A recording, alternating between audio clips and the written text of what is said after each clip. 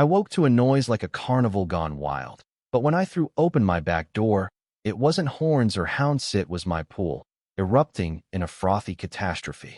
Towers of white bubbles poured over the edges, a whipped cream tidal wave swallowing my backyard. My inflatable shark spun in the chaos, bobbing like it had lost all hope. At first, I thought it was a prank by bored kids, but my security footage revealed a grim truth. At 2:46 a.m., there was Linda Harper, HOA dictator, in a bathrobe and hair towel, pouring jug after jug of bubble bath into my pool, like she was purging it of evil. This was the same Linda who'd fined me last week for a too flashy pool float. Now she'd turned my yard into a soap opera scene. I sat on the deck, coffee cooling, watching the foam cascade with a grudge. Was this some HOA ceremony I'd skipped? No, this was war. Linda probably thought she was saving the neighborhood. She'd been complaining for months about my pool's visibility from the road, claiming it lured drivers to crash, like a glimpse of water was a mermaid's song. I'd ignored her letters, emails, and doorstep notes, but this wasn't a warning, it was a bubbly smackdown. I texted Ray before dawn. Ray's the guy who once fixed a garage's plumbing with duct tape and sheer will. Retired now, he loves burgers and recliners, but I knew he'd wade into this mess. He showed up with a thermos and a skeptical eyebrow. We stared at the bubbling disaster, foam creeping into my lilies. My dog, Scout, was lost in the suds, sneezing like he'd inhaled a shampoo bottle. Ray sipped his coffee. She's gonna regret waking the plumber in me. We replayed the footage. Linda moved with purpose, gloved hands hauling 4 industrial jugs of bubble bath, sprinkling a mystery powder that made the foam stick like cement.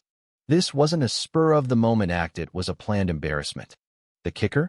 Her latest HOA newsletter, left on my porch, featured a photo of her beside a future most beautiful lawn sign.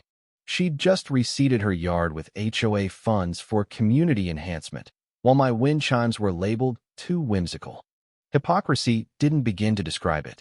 Her new lawn sat downhill, right in the path of my pool's old drainage bypass, installed 15 years ago for flood control.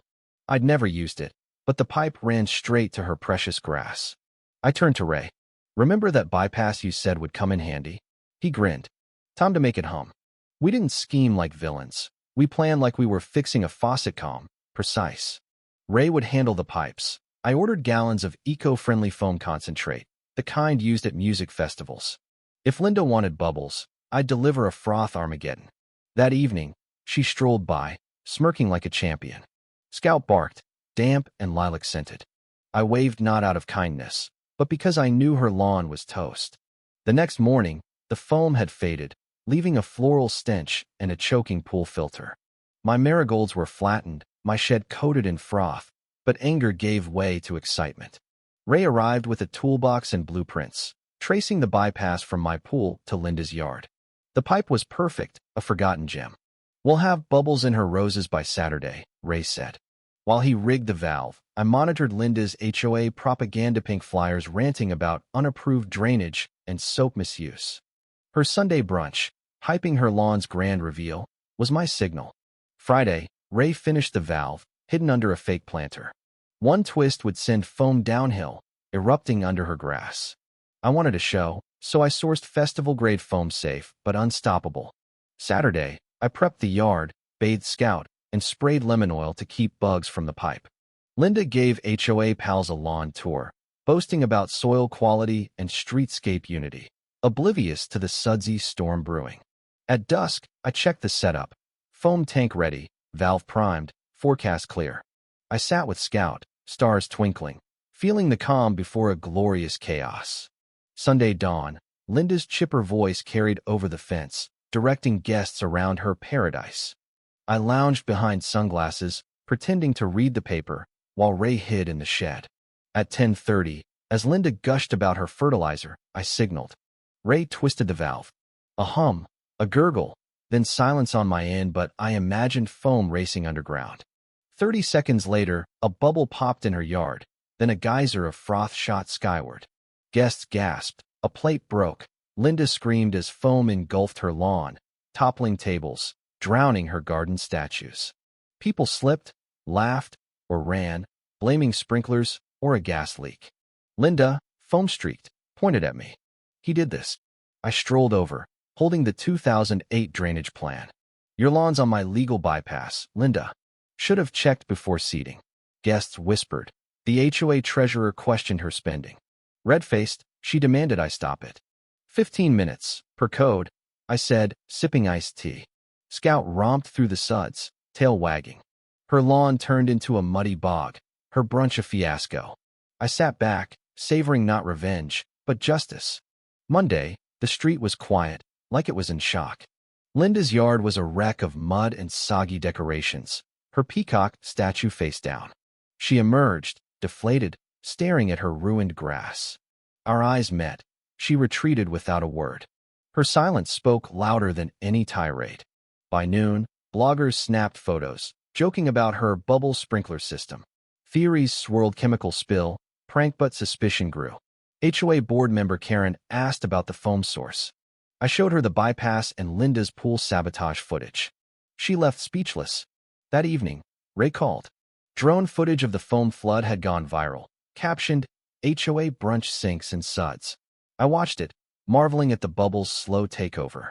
A sheriff's cruiser rolled up. Deputy Carter, notepad in hand, investigated an HOA complaint. I showed the blueprints and permits. He grinned. Looks like soapy justice. Your plumbing's a work of art. He admitted Linda's weekly gripesgate colors. Mailbox shapes were notorious. This was the first time someone turned pipes into poetry. Tuesday, Linda's son, Ethan, approached with an envelope of receipts and emails. HOA funds spent on mulch, statues, even a fake community brunch. Mom blamed you, but this isn't fair, he said. I sent the files anonymously to the board. By noon, an emergency meeting was set. Linda tried to cancel it, citing distress, but failed. At the clubhouse, she rambled about her dedication, but Karen read the receipts aloud. Neighbors shared ignored complaints. The treasurer moved to remove her, pending an audit. The vote was unanimous. Linda sat, shaking, her reign done. I walked home under a pink sky, Scout bounding ahead. Linda stood in her yard, shovel in hand, looking lost. I didn't wave, just let the quiet settle. The neighborhood changed, smiles lasted, conversations grew. Karen brought cookies, nominating me for the board. I laughed but agreed. After my election, vowing no petty fines, we scrapped mailbox rules and statue bans, forming a feedback group. Meetings filled with volunteers, not grudges. Linda's house went quiet. Then sprouted a for rent sign.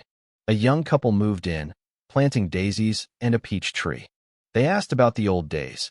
I said they'd missed a bubbly saga. Ethan passed by, lighter, saying his mom never learned to compromise. I told him he'd done right. We held a movie night, popcorn, glow sticks, no tension. Neighbors stayed, unafraid of fines. An old woman decided not to sell. A kid biked freely.